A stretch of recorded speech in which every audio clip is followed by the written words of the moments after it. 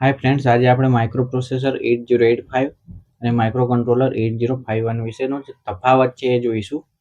Actually basically તમને introduction આપું તો માઇક્રો પ્રોસેસર જે છે એ માત્ર ડેટા પ્રોસેસ કરે છે, જ્યારે માઇક્રો કંટ્રોલર જે છે એ ડેટા પ્રોસેસ કરીને એને સેવ પણ આપણે કરી શકીએ છીએ અને સાથે સાથે ટાઈમર અને કાઉન્ટરનું પણ એમાં ઇનબિલ્ટ જ ફંક્શન થઈ શકે છે. તો મુખ્ય તફાવત આપણે જોઈ લઈએ તો જે માઇક્રો પ્રોસેસર 8085 છે એ જનરલ સીપીયુ તરીકે ઓળખાય છે, મતલબ કે માત્ર સીપીયુનું જે કામ છે એ જ કરે છે. જ્યારે માઇક્રો કંટ્રોલર 8051 છે એ સિંગલ ચિપ કોમ્પ્યુટર તરીકે ઓળખાય છે, મતલબ કે એની અંદર જે ડેટા પ્રોસેસ થાય છે અને એ ડેટાને આપણે સ્ટોર પણ કરી શકીએ છીએ અને બીજી જગ્યાએ યુઝ પણ કરી શકીએ છીએ. ત્યારબાદ જોઈએ, માઇક્રો પ્રોસેસરની અંદર ઇનપુટ આઉટપુટ પોર્ટ નથી હોતા, મતલબ કે પોર્ટ એટલે એવી જગ્યા કે જે જગ્યાએ આપણે બહારની એક્સટર્નલ ડિવાઇસ એટલે કે પેરિફેરલ ડિવાઇસને કનેક્ટ કરીએ છીએ. મતલબ કે માઇક્રો પ્રોસેસર જોડે બહારની ડિવાઇસ સીધી કનેક્ટ નથી કરી શકતા, એની સાથે કનેક્ટ કરવા માટે વચ્ચે બીજી ચિપ યુઝ કરવી પડશે. જ્યારે માઇક્રો કંટ્રોલર 8051ની અંદર ઇનપુટ આઉટપુટ પોર્ટ 4 આવેલા હોય છે, જેથી એક્સટર્નલ ડિવાઇસ સીધી એમાં કનેક્ટ કરી શકાય છે. નેક્સ્ટ પોઈન્ટ જોઈએ તો માઇક્રો પ્રોસેસર 8085ની અંદર ઇનબિલ્ટ મેમરી નથી આવેલી હોતી, મતલબ કે તમારે કોઈ પ્રોગ્રામ સ્ટોર કરવો હોય અથવા તો એમાં લોડ કરવો હોય પ્રોગ્રામ, તો અલગથી મેમરીમાં તમે એમાં લઈને કનેક્ટ કરી શકશો. જ્યારે માઇક્રો કંટ્રોલર 8051ની અંદર ઇનબિલ્ટ જે મેમરી હોય છે 128 બાઇટ રેમ અને 4 KB રોમ રેન્ડમ એક્સેસ મેમરી અવેલેબલ હોય છે. ત્યારબાદ જોઈએ, માઇક્રો પ્રોસેસરની અંદર કોઈ ઇનપુટ આઉટપુટ મતલબ કે ઇન્ટરનલ ટાઈમર કે કંટ્રોલર અથવા કાઉન્ટર અવેલેબલ નથી હોતા, મતલબ કે 555 જે આઈસી હોય છે એ અલગથી કનેક્ટ કરવી પડશે. જ્યારે માઇક્રો કંટ્રોલર 8051ની અંદર ઇનબિલ્ટ બે જે ટાઈમર અને કાઉન્ટર અવેલેબલ હોય છે, જે 16 બીટ સુધીની આપણને કાઉન્ટિંગ કરી આપે છે. ત્યારબાદ જોઈએ, માઇક્રો પ્રોસેસર જે છે 8085 એને આપણે રન કરવું હોય અથવા તો એમાં કોઈ કાર્ય કરવું હોય તો એમાં 74 મતલબ કે 74 ઇન્સ્ટ્રક્શનો ફરજિયાત એમાં આપણે યુઝ કરવી પડશે, મતલબ એમાંથી કોઈ પણ યુઝ કરી શકો. જ્યારે માઇક્રો કંટ્રોલરમાં તમે જ્યારે કોઈ કામ કરવું હોય, એમાં જો પ્રોગ્રામિંગ કરવું હોય તો તમે માત્ર 35 ઇન્સ્ટ્રક્શનોની મદદથી કોઈ પણ કાર્ય કરી શકો છો.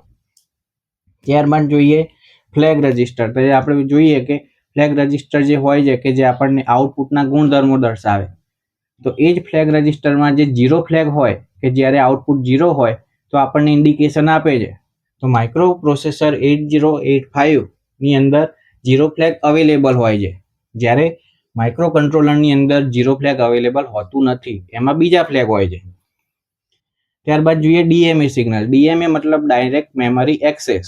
ડાયરેક્ટ મેમરી એક્સેસ મતલબ કે જ્યારે કોઈ ડિવાઇસ સાથે બીજી બહારની એક્સટર્નલ મેમરી કનેક્ટ કરી હોય તો એની સાથે જે પરમિશન લેવા માટેના સિગ્નલો જે જરૂરી હોય છે એક્સેસ કરવા, તો એવા સિગ્નલો માઇક્રો પ્રોસેસરમાં હોય છે, કારણ કે એમાં ઇનબિલ્ટ મેમરી નથી હોતી, એટલા માટે એમાં ડીએમએ સિગ્નલ આપણે યુઝ કરવા પડશે. જ્યારે માઇક્રો કંટ્રોલરની અંદર ઇનબિલ્ટ મેમરી જ હોય છે અવેલેબલ, એટલે એમાં ડીએમએ સિગ્નલ આવશે નહીં. ત્યારબાદ જોઈએ વર્સેટાઇલ. વર્સેટાઇલ મતલબ કે યુઝર ફ્રેન્ડલી અથવા યુઝર ડિફાઇન. તો માઇક્રો પ્રોસેસર જે છે એ યુઝર ડિફાઇન કહેવાય છે, મતલબ કે વર્સેટાઇલ કહેવાય, એટલે કે જે યુઝર જે કાર્ય કરવું હોય એ કાર્ય પ્રમાણે એમાં તમે એટ અ ટાઈમ તમે રિયલ ટાઈમ ડેટા આપી શકો છો અને એ પ્રમાણે તમે આઉટપુટ મેળવી શકો છો. જ્યારે માઇક્રો કંટ્રોલર યુઝર ફ્રેન્ડલી નથી, એટલે કે નોન વર્સેટાઇલ છે, એમાં તમારે જે મેન્યુફેક્ચરરે જે પ્રોગ્રામ સેટ કર્યો હશે એ પ્રમાણે જે આઉટપુટ આપણને જનરેટ કરી આપશે, એમાં યુઝર જાતે કોઈ ડેટા ચેન્જ નહીં કરી શકે. ત્યારબાદ જોઈએ કે 8085 માઇક્રો પ્રોસેસરમાં ઇનપુટ આઉટપુટ પોર્ટ ના હોવાને કારણે 8255 આઈસી આપણે યુઝ કરવી પડશે, કે જે પીપીઆઈ મતલબ કે પ્રોગ્રામેબલ પેરિફેરલ ઇન્ટરફેસ આઈસી છે. જ્યારે માઇક્રો કંટ્રોલર 8051ની અંદર ઇનબિલ્ટ પોર્ટ અવેલેબલ જ છે ઇનપુટ આઉટપુટ પોર્ટ, એટલા માટે એમાં કોઈ 8255 પીપીઆઈ આઈસી જોશે નહીં. તો માઇક્રો પ્રોસેસર 8085ની અંદર જે મેમરી તમે જે એક્સટર્નલ કનેક્ટ કરશો તો એ વખતે જે મેમરી હશે એ ડેટા અને પ્રોગ્રામ માટે સેમ જ રહેશે, મતલબ કે જે રેમ જે હોય કે જે ડેટા મેમરી કહેવાય અને રોમ મતલબ જે program memory read only memory, એ બંને કોમન મેમરીમાં જ સેવ થશે. જ્યારે માઇક્રો કંટ્રોલર 8051ની અંદર રેમ અને રોમ બંને સેપરેટ હોય છે, કારણ કે ઇનબિલ્ટ જ અવેલેબલ હોય છે. તો એ વસ્તુ મેઇન છે કે પ્રોગ્રામ અને ડેટા બંને માટે કોમન મેમરી હોય છે માઇક્રો પ્રોસેસરમાં, જ્યારે સેપરેટ મેમરી હોય છે માઇક્રો કંટ્રોલરમાં.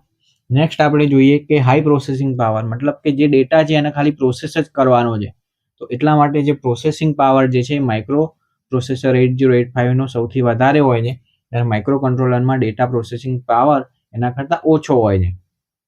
ત્યારબાદ જોઈએ મોર પાવર કન્ઝપ્શન. તો માઇક્રો પ્રોસેસરની અંદર તમારું જે પાવર કન્ઝપ્શન છે એ અલગ અલગ આઈસીઓ જે છે, ટાઈમર કાઉન્ટરની અલગ 555 આઈસી કનેક્ટ કરી હશે, અલગ મેમરીની આઈસી હશે અને અલગ ઇનપુટ આઉટપુટ પોર્ટ માટે આઈસી હશે. તો આવી 3-4 આઈસીઓનું કનેક્શન હોવાને કારણે જે પાવર કન્ઝપ્શન છે માઇક્રો પ્રોસેસરમાં એ વધારે હશે, જ્યારે માઇક્રો કંટ્રોલરની અંદર એક જ આઈસીમાં બધા ફંક્શન થઈ જવાને કારણે એનું પાવર કન્ઝપ્શન ઓછું હોય છે.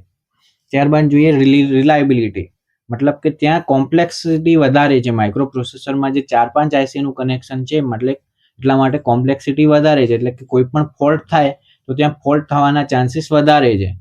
તો એટલા માટે રિલાયબિલિટી જે કહેવાય, ભરોસાપાત્રતા, એ ઓછી હોય છે, જ્યારે માઇક્રો કંટ્રોલરની અંદર રિલાયબિલિટી એમાં વધારે જોવા મળે છે, મતલબ નોર્મલ હોય છે. ત્યારબાદ એના ઉપયોગો જોઈએ તો માઇક્રો પ્રોસેસર જે છે મુખ્ય ઉપયોગ એનો પીસી, લેપટોપ અથવા કેલ્ક્યુલેટરમાં થાય છે, એટલે કે જે તમે રિયલ ટાઈમમાં ડેટા આપો છો એ ડેટા તમે પ્રોસેસ કરીને તરત આઉટપુટ મળશે, બરોબર છે. મતલબ કે એમાં પ્રી ડિફાઇન્ડ ડેટા નહીં હોય, જે એટ અ ટાઈમ ડેટા આપીશું એ ટાઈમ ડેટા આપ્યો, પ્રોસેસ થયું ને આઉટપુટ મળ્યું.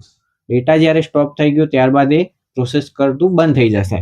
જ્યારે માઇક્રો કંટ્રોલરની અંદર ઇનબિલ્ટ જે મેન્યુફેક્ચરર હોય એને પ્રી ડિફાઇન્ડ પ્રોગ્રામ સેટ કરેલો જ હશે અને એ ડેટા પ્રમાણે કન્ટિન્યુઅસલી રન થયા કરશે. તો એટલા માટે માઇક્રો કંટ્રોલર એસી, વોશિંગ મશીન અને ઓવનમાં યુઝ થાય છે.